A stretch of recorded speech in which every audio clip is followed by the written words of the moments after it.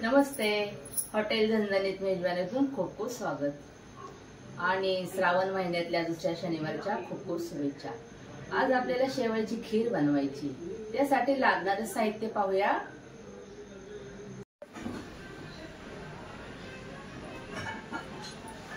शेवई 100 gram घेतलेली आहे.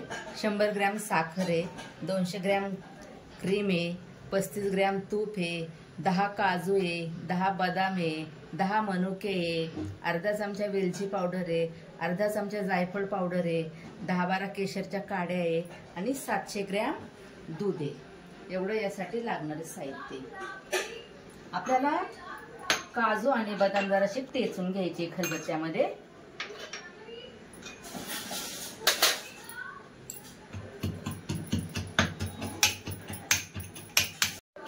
थोडे ओबडधोबडच ठेचायचे, जास्त बारीक नाही करायचे. काजू आणि बदाम टेचून झालेले काढून घेऊया.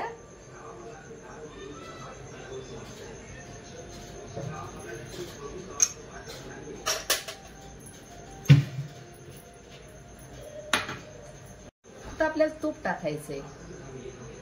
कढई मी गरम करायला ठेवलेली आहे.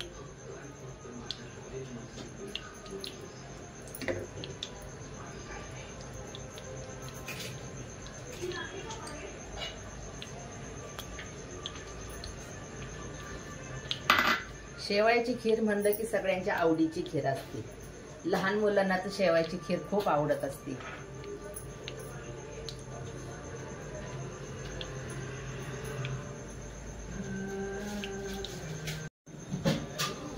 काजू टाकूया. थोडेसे आपल्याला तुपामध्ये तळून घ्यायचे.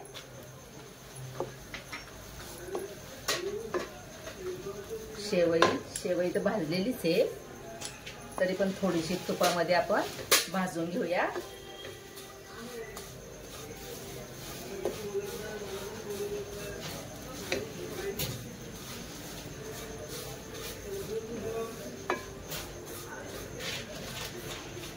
दूध पण मी उकळून घेतलेलं आहे. दूध टाकूया.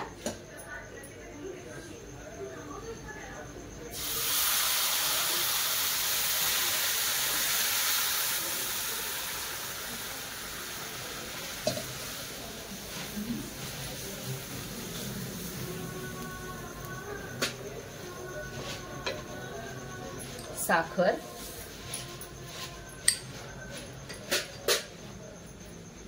मनुके, वेलची पावडर, जायफळ पावडर, केशर,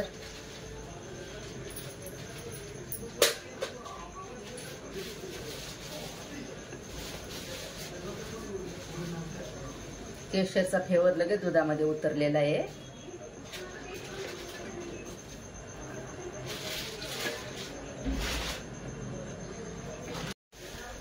आता आपल्याला क्रीम टाकायची आहे.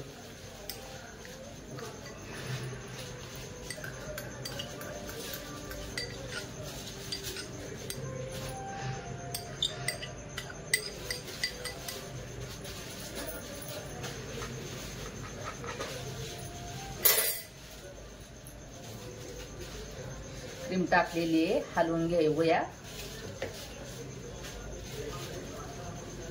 5 मिनिटं मंद गॅसवरच आपल्याला ही खीर उकळून द्यायची आहे.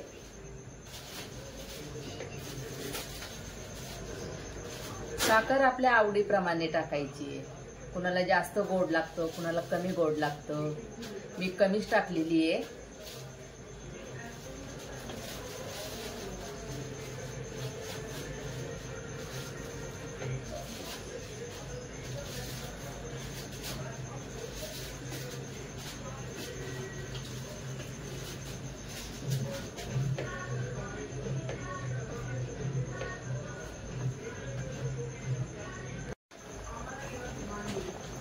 आता उकळी फुटलेली आहे त्याला चांगली.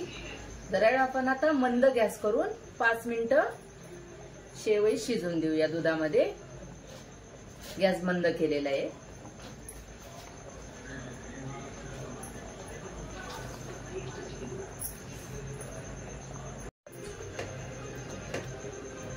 शेवयाची खीर थोडी पातळच ठेवायची असती, का तर ती थंड झाल्यावर घट्ट होती. तर आपली शेवयाची खीर तयार झालेली आहे. गॅस बंद करूया. 5 मिनिटं उकळलेली आहे.